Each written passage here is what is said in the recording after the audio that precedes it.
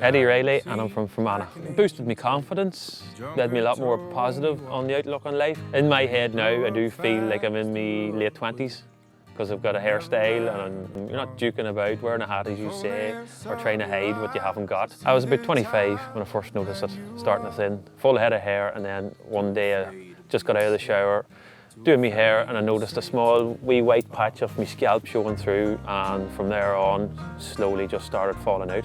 It wasn't good. It was very killing me confidence and just worrying about what way is this going to end up. When I was 25, I was like, how far down the line is it going to be? How many years before I'm bald? Or is it going to be a quick process or a slow process? Friends wouldn't be easy on you. They'd make a bit of a joke and muck about and you'd try and dodge that conversation as quick as possible. I remember it all. Went down, chat them, they're very friendly and easy to talk to, and they're not going to give you false hope, tell you what the process is, how it's going to go and what to expect really. Not to tell you you're going to have hair like you were when you're 21. Just they'll do what they can. Kevin says it's not an exact science at the end of the day.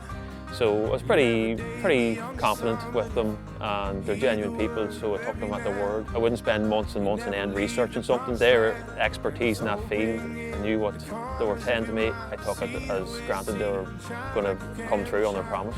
Oh yeah, that was the bonus, because as I say, it's only less 2 hours drive down the road. I stayed in a hotel that night. It was a full session the first day, a half day the second session, and drove home then. It was grand. Because it's so close and convenient, it was a bonus. Standards would be a lot higher. The hygiene and all that, and the aftercare. I'd say once you've got your hair done in Turkey, you're back home and that's it. If something goes wrong, you're sort of in limbo. If something went wrong, you're only 2 hours drive down the way or a phone call away, and there's no language barrier or hassle that way. So it's good aftercare that way. That's good aftercare, that you trust them and they trust you, that you're going to come back. Good contact to have. Natasha, she was either emailing me, WhatsApp, phone calls. After a month, she contacted me to see how things was going. And I says I can send you down pictures, so we done that, sent pictures over WhatsApp. And then at the year consultation went down, or year checkup again went down. Actually, I went down, seen them, chatted them, and they looked at me hair and they were happy, and I was happy. And very good. Yeah, it's not just get you out the door and get money and that's it, wash the hands off you. They want to make sure everything's all right down the road for you, just to make sure everything's fine. I suppose if there is a complication or something's wrong, they'll cross that bridge when they come to it, instead of just washing their hands off you. It's only down the road, so if you had to go down, you can come back again within a day or two. If you had to stay, you could stay. But the likes of Turkey, I suppose that's taking a week out of your time, and it's just not going to help if you've stuff on, as I say, if you have your own business. Being closer to home is a lot handier because you're not trying to organise a whole week of things for when you're away. If you're only travelling down to Dublin or whatever, you're only a phone call away, and you might be back that evening or the next following day. Tuck you in, shaved your head. We got the injections done, then the head was numbing, and then started harvesting follicles, and it was an 8-hour session, and we stopped for lunch, a wee break halfway through the day as well. It was grand. Held conversation with them all day, talking about different stuff, and just sitting in the chair. It was a long day, mind you, but at the end of the day, got to the hotel, got something to eat, straight to bed. I was tired after the whole thing, and then the next day, up, got breakfast, a half-day procedure, and that was it then, down the road, home for 6 o'clock that evening. The harvesting and the replanting, you don't feel it at all. You know they're poking you, but you don't feel it. You're in a reclined chair. It's very pain-free, that process of it. The pain, the first week or so, you're very conscious of banging your head or even touching it, and you don't realise how much you do actually knock your head when you're trying to protect your head.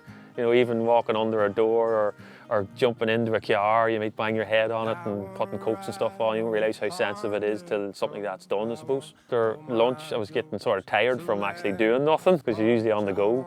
But just from sitting around, I was starting to feel a wee bit sleepy, because I used to be doing stuff, you know. It was March time when I got it done. Took a week off work, just really knocked about the house, took phone calls for work purposes, and done a wee bit of pricing jobs and materials, anything I could do from home really, making phone calls, answering phone calls. Then after a week, I was getting cooped up in the house, so I would have to get out and do something. So back to work it was. Woolly cap on, just sort of any job I could do on my own, away from the rest of the lads.